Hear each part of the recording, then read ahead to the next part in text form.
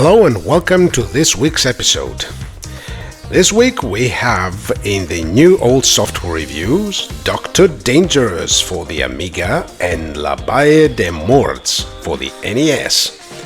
We open up the DOS Vault to review Stone of Wisdom and re-review Troddlers, a classic PC puzzle game. In our history lesson, we remember the infamous Senate hearings that led to the formation of the ESRB, right in the middle of the Nintendo and Sega war. Finally, in our hardware review, we examine the NES N8 cartridge, albeit the Asian one. So follow us in another exciting episode for the love of retro. Let us begin.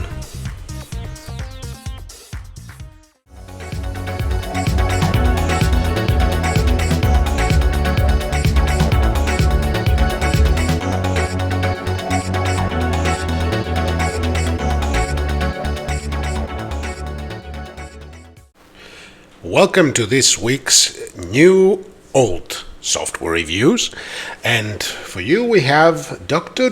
Dangerous, Secrets of the Temple of Zultan. It's a game by Who Games 2017. You will need a Amiga 500 with a 512 kilobyte RAM extension and a kickstart of 1.3 in order to run it successfully. Now, it's an puzzle platformer of sorts.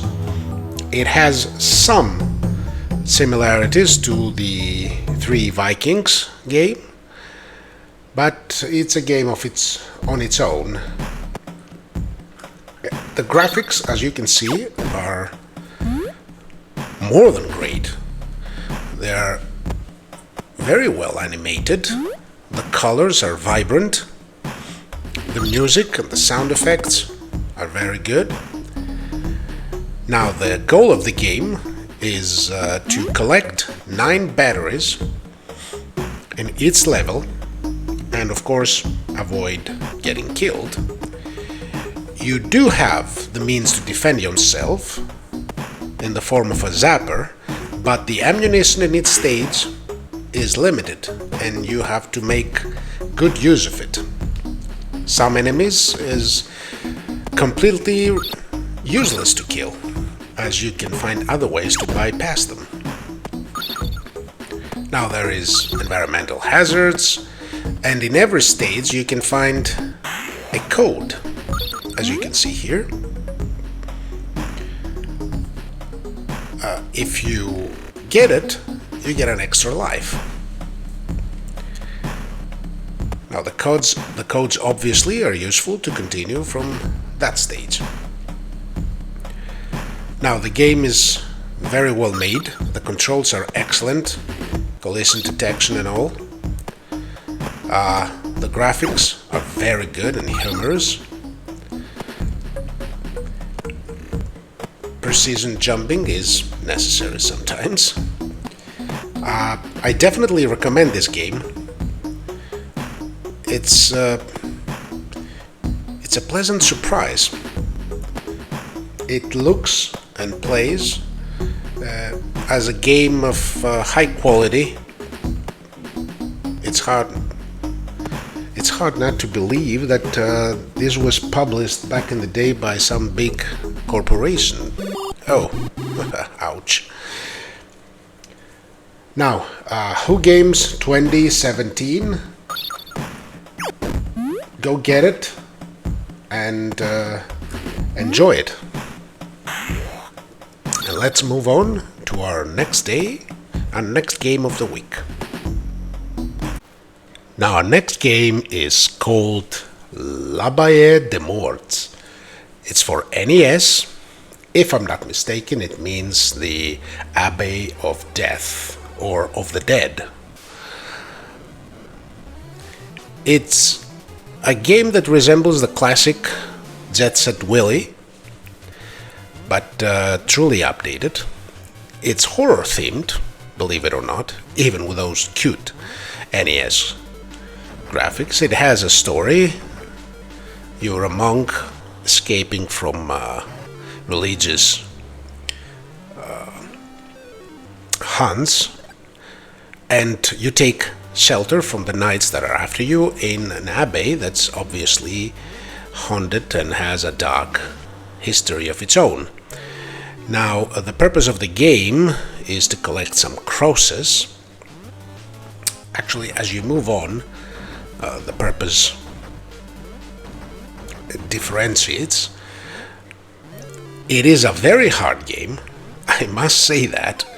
It has all that magic, a moment of serenity, all that magic of the old NES games. It's really tough. It's by Parish Soft. There are plenty of puzzles to solve. You have to be extra careful, calculate your jumps. Collision detection is excellent and just, so you have only yourself to blame when you die. I died quite a lot making this video. That's actually me playing good at this point. Yeah, not that good. These crosses, these stone crosses, are checkpoints. Once you touch one, it clicks of sorts, and you get to continue from that point. Now, when I'll die, like now, see, now I continue from here, and yeah, from this point on it looks like a suicide run for me. Now, the game is excellent, the graphics are very, very well done, considering that it's an NES game. Excellent use of the palette. The music, the sound, the gameplay is very good, solid good gameplay, solid good controls. It is a very tough game, but I definitely recommend it. It has very high production values, and I do believe that it's going to give you a lot of fun times. We don't get to see a lot of that high quality games on the NES, so I do believe it's worth a playthrough. And with that, we're moving on.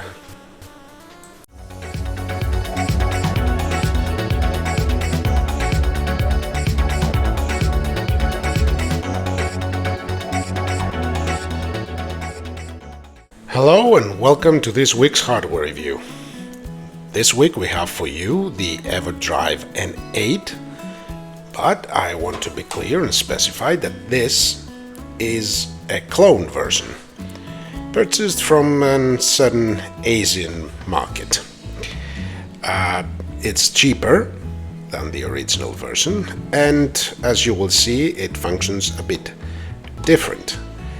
But I wanted to review hardware that's a bit more affordable and at the same time to see how much more or less convenient it is to use than the original one. Now, this is the SD card input. We'll put it in our NES here. Down, sorry. And we're good to go. Let's go see how it works. Now, once we boot up the cartridge, we are greeted with this screen, which is pretty similar to the screen of the original EverDrive.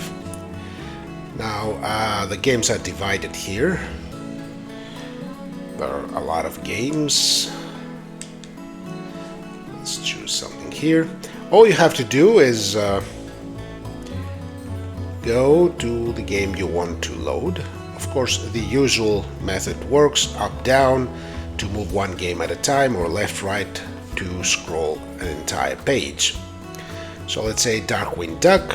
We press the B button and it asks us if we want to select the game and start it, just select it, or receive info about the game, such as this. So let's start the game. Now, as you can see, the loading is pretty fast, hassle-free, and there we go.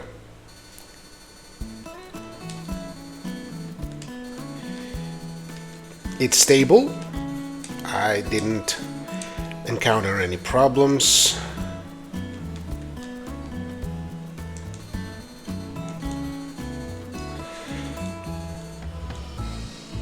And here we go.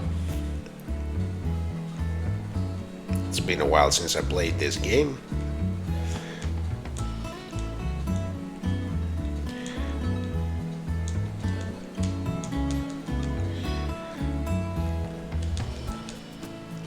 Now, there are two more things I want to show you. Let's reset the console. You can press the start button in order to start the game that was loaded last time, like this.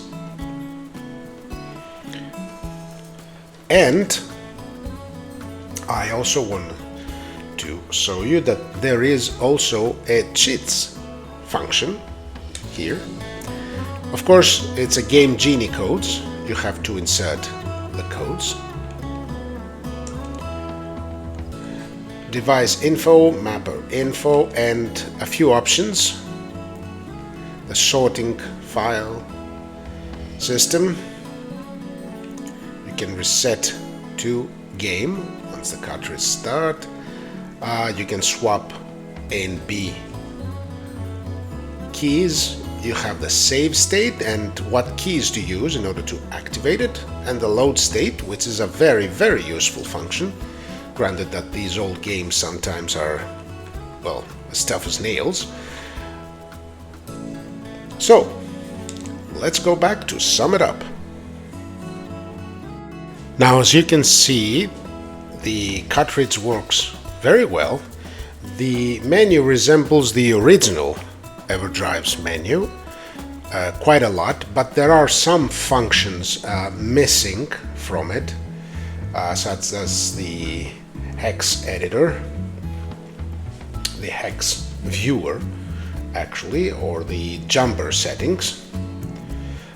Also, I must say here that the games load pretty fast. There's no delay. There isn't the typical process of waiting to flash the game to the cartridge in order to start, something that we meet a lot to these clone cartridges. All in all, I think that considering the lower price, it is a good cartridge. As always, if you really want the full experience, I'd say go for the original one, but it is a very good alternative, and if you have a low budget, I definitely recommend it. And let's move on.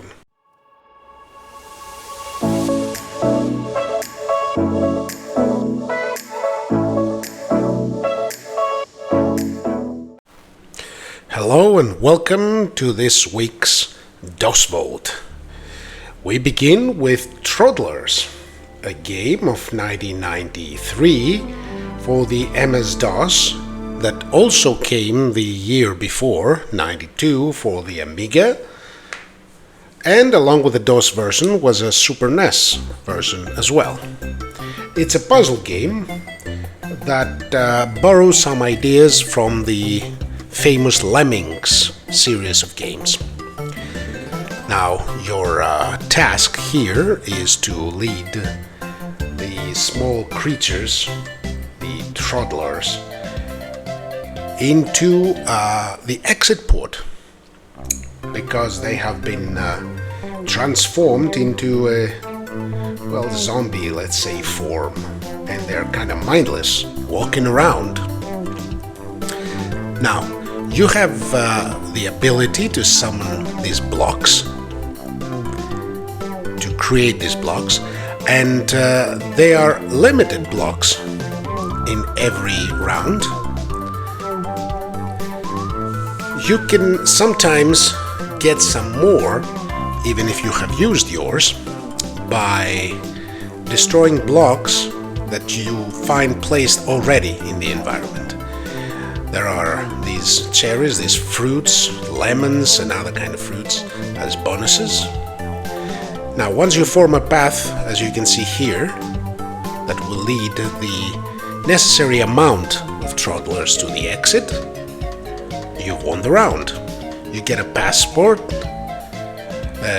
for the if you want to return to play from this stage. Now, sometimes in some stages like this, you have to be really quick if you don't want to have to suffer the whole process of them going all around the stage until you lead them to the exit, even though you build the appropriate stage. You must be careful when you cast your block spell. If there is a Troddler already there, you may destroy him, and if you destroy a lot of Troddlers, you won't have the necessary ones to finish the stage, because each stage has a different prerequisite. Now, the animation and the graphics are very good, the music is cute, nothing special, but still functional. It's a very fun game if you like puzzle games, and I definitely recommend it. Let's move on. Our next game is the Stone of Wisdom. To be honest, it's a DOS-like game. For the time being, you can find only a Windows version. Now, it is a game that reminds us of the early days Zelda games, albeit in a ancient Egypt scenery. There are puzzles and hidden traps, a lot of traps. The game is quite tough, actually. The graphics are really detailed, although they are really small. They are very well animated. The music suits the environment and the story. Early on, you need to hit many of the enemies a lot in order to vanquish them. You must be careful. Collision detection is a bit sensitive, and if you get just a little bit closer to an enemy, you're done for. The game only provides one life, but the more you play, the more you learn how to avoid the hazards. There, arrows flying. Give me a moment there. Now, it's a very well-made game. It's really cute. It's a bit tougher, I think, than it should be, mostly because of the tiny graphics. But that doesn't take away from the fact that it's a fun game. Has some good puzzles. It needs some skills. If you are a fan of the Zelda games, you'll be right at home here. I can recommend it. It's fun enough. It's made by Neon Bytes, and I think you should try it. I think it's fun, even if it is a bit rough around the edges. Let's move on now to our next section.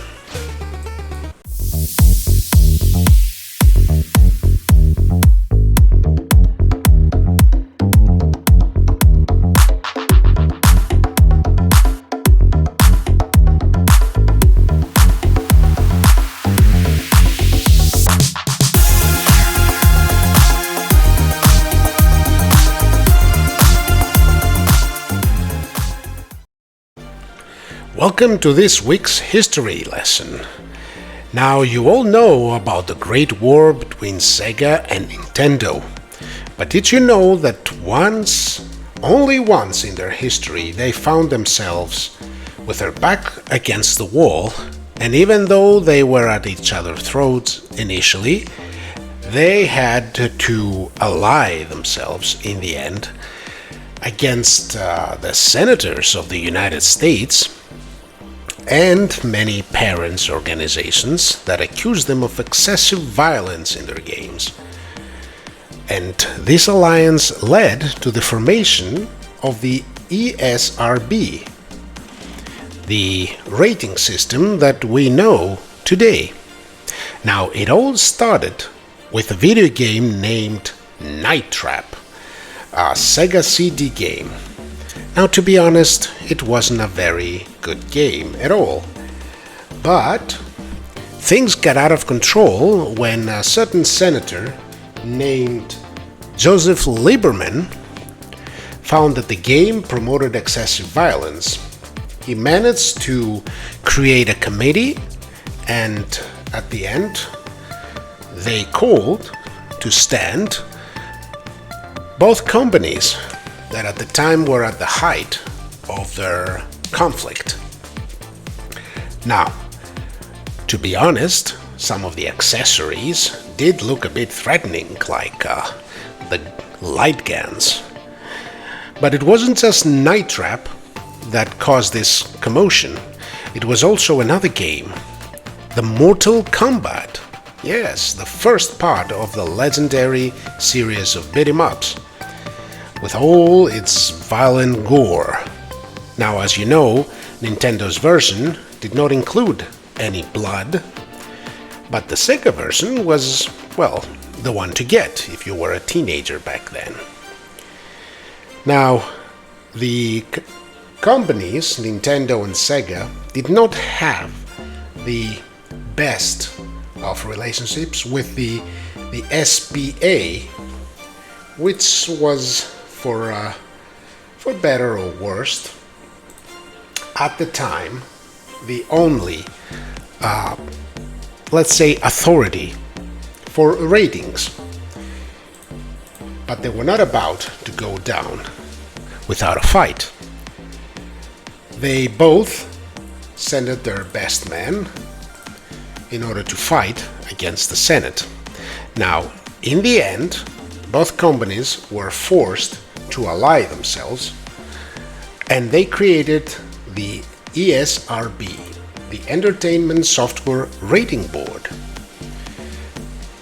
Now, the rating system is known today. Of course, in Europe, there is a whole different rating system, but it was the first time that companies self-regulated themselves for age and content ratings for video games, and it took the heat away from video games, well, if only for a little while. You know, Doom was coming soon. Join us next time for another interesting history lesson. See ya! Well, this is it. We'll be waiting for you next week for the love of retro.